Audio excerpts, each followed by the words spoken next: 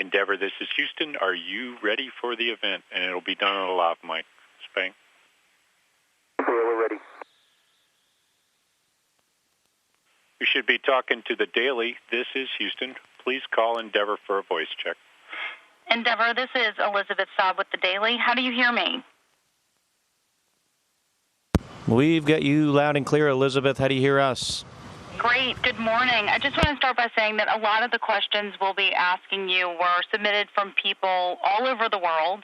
And many of them, before we get started, just want to say, sending you guys well wishes for your crew's safe return, and also, Commander Kelly, many well wishes for the continuing recovery of your wife, Congresswoman Giffords. With that, I'll get into it.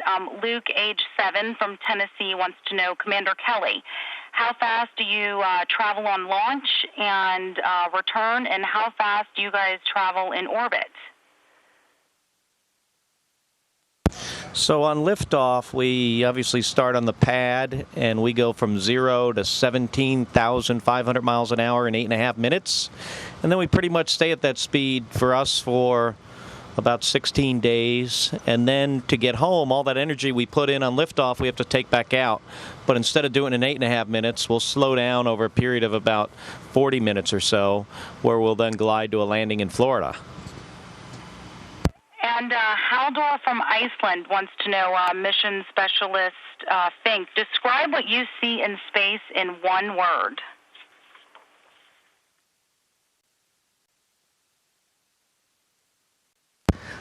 Beautiful planet Earth. That's great. For mission specialist Chamitoff, Courtney from Texas wants to know, has there ever been a moment in all of your space career where all of those hours of training hadn't quite prepared you for it? For example, the other day when your spacewalk was cut short.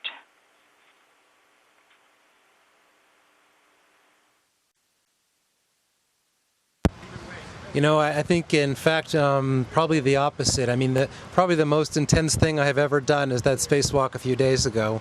And, you know, it's such an overwhelming sensation to be out there and to see the Earth between your legs 220 miles below, and in every other direction, you know, trillions of miles to the next thing, you know, unless it's the sun, which is a little closer.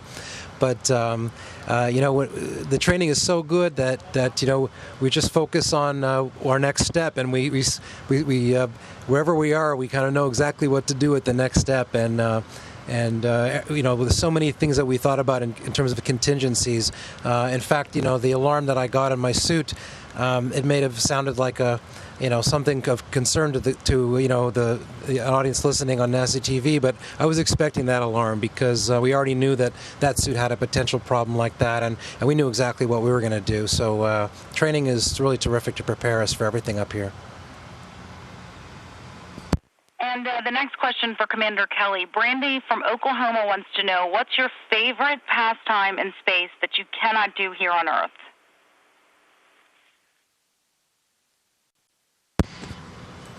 Well, I think it has to be, for me, is just flying through the space station. When you leave the airlock of the space shuttle from one end of the space station to the other, it takes a couple minutes. You know, maybe not that, depends on how fast you go, obviously, but it's really an amazing experience to just fly through a module. So it's not described exactly as floating. I mean, you're literally, you know, flying through the air, and that's, you know, I could do that all day, every day if I had the chance. What does that mean? Next question for mission specialist Fincke. Who is your space hero and why?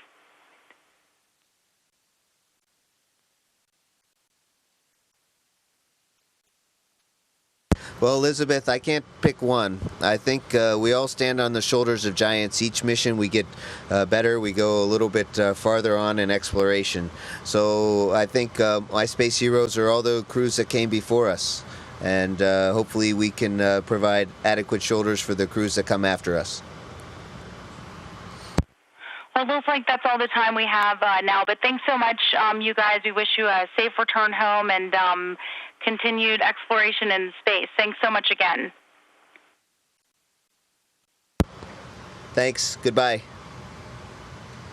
Endeavour, this is Houston ACR. That concludes the daily portion of the event. Please stand by for a voice check from News Radio KDKA. McDonald's and Krispy Kreme shares surged over 25% as their income doubled from a year ago. So America's formula for overcoming the recession, John, appears to be eat more, save less, and wait for the end of the world, now rescheduled for October. That's where we'll begin the financial day. Money Talk with certified financial planner Rick Applegate, president of First Commonwealth Financial Advisors, an affiliate of First Commonwealth, on News Radio 1020 KDKA.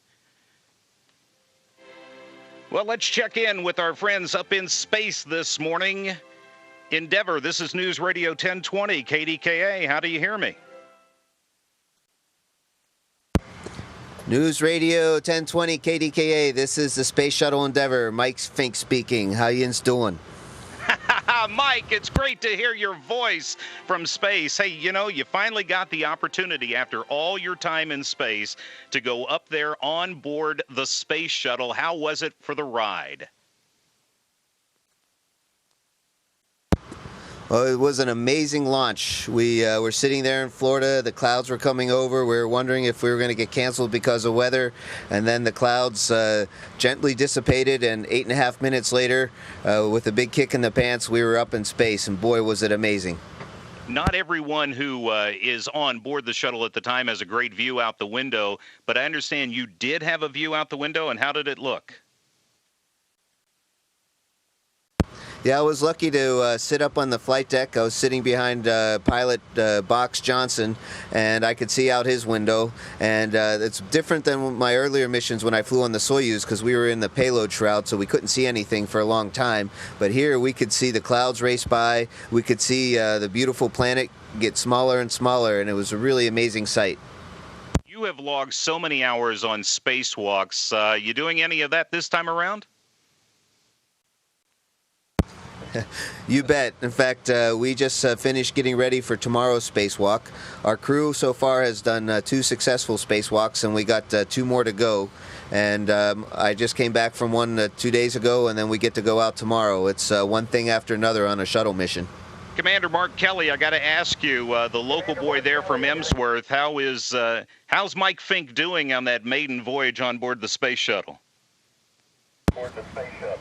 He's doing great. You know, it's really nice to have both Mike and Greg, who have spent so much time on the space station. Anytime, you know, I need to find something, I don't have to go look it up. I just ask one of them, and they've both been incredible crew members. Mike on the flight deck for Ascent did an outstanding job, and he's going to be on the flight deck here again for entry. So it's a pleasure to have him on board. Hey, Greg, can you give us a perspective on what it's like to be part of the final mission of Endeavour, realizing that when you all touch down, the next stop for the Endeavour is basically going to be a museum?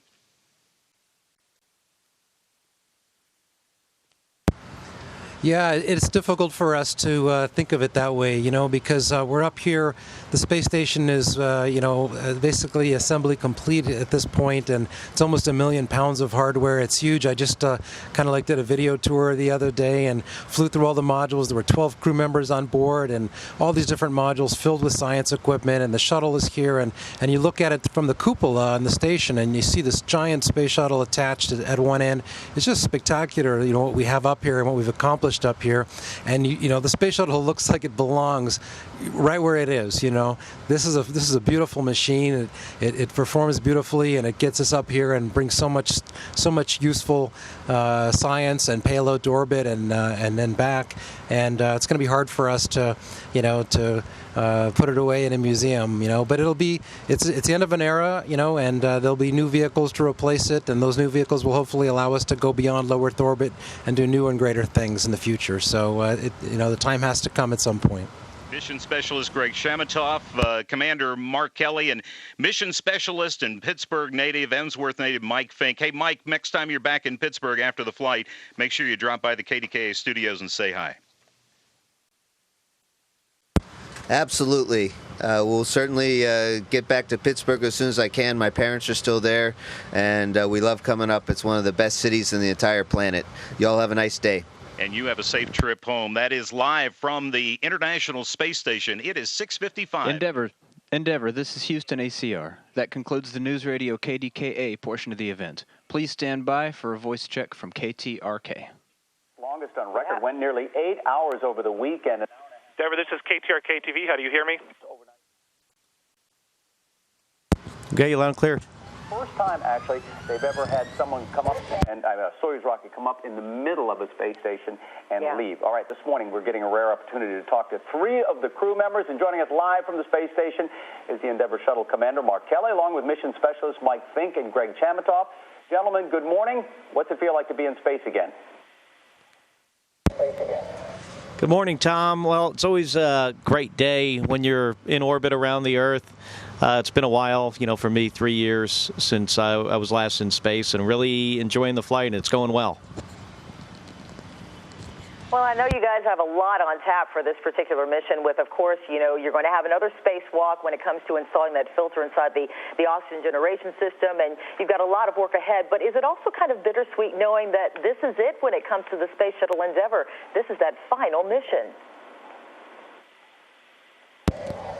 Yeah, this is it for Endeavour. After we land back in Florida, hopefully, Endeavour will head off to a museum, so it's kind of sad. But this mission still, we're halfway through it today, and Endeavour has to perform really, really well for us, and it has so far. This is an incredible ship. We're all going to be sorry to see them retired, but we're also looking forward to, exploration and the United States and maybe our international partners going to other destinations like back to the moon or maybe one day going to Mars. We're looking forward to that.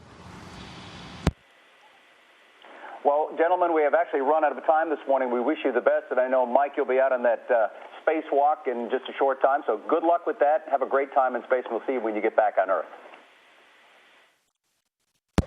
All right, Tom, we'll see you then. Great talking to you. Endeavour, Houston ACR. That concludes the KTRK portion of the event. Please stand by for a voice check from the Pittsburgh Tribune Review.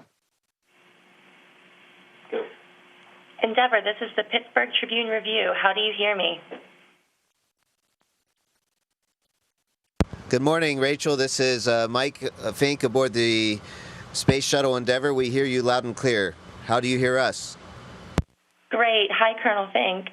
I'll start with you. How does it feel to be part of Endeavour's last mission and the second-to-last flight in the shuttle program? I was a little kid back in Pittsburgh, and I just really always wanted to fly in the space shuttle. And my NASA career took me to go fly in space for a whole year, flying with the Russians before I had a chance to fly on the space shuttle. And I'll tell you what, it was worth the wait.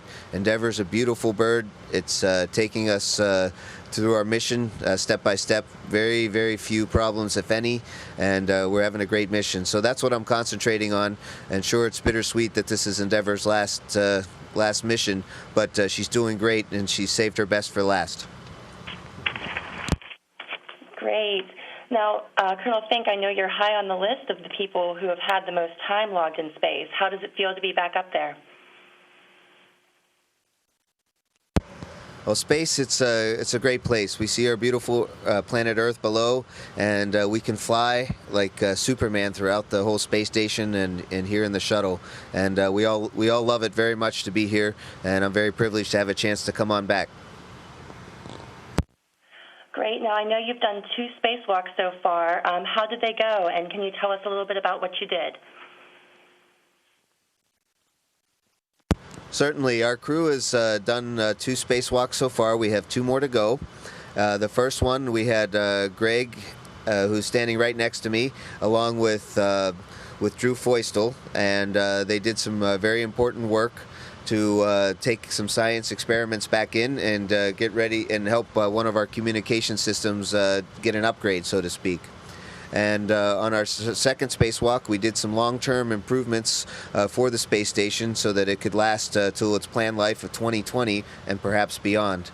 So tomorrow we're going to put some cabling out to give the Russian part of the space station some more power. And on our last spacewalk, Dr. Chamitoff and I will go out and leave a very long truss, or I guess it's a beam on the outside that we can pick up with a robot arm and help inspect the space station or put a person at the end in case we need some extra reach. So it's really exciting. A lot of things are going on. Spacewalks are really tough, and but we got a great crew, so we can do it. Great, guys. Thanks so much for your time. Nice to hear you, and a big hello to everyone back in Pittsburgh. Endeavour, this is Houston ACR. That concludes the event. Thank y'all.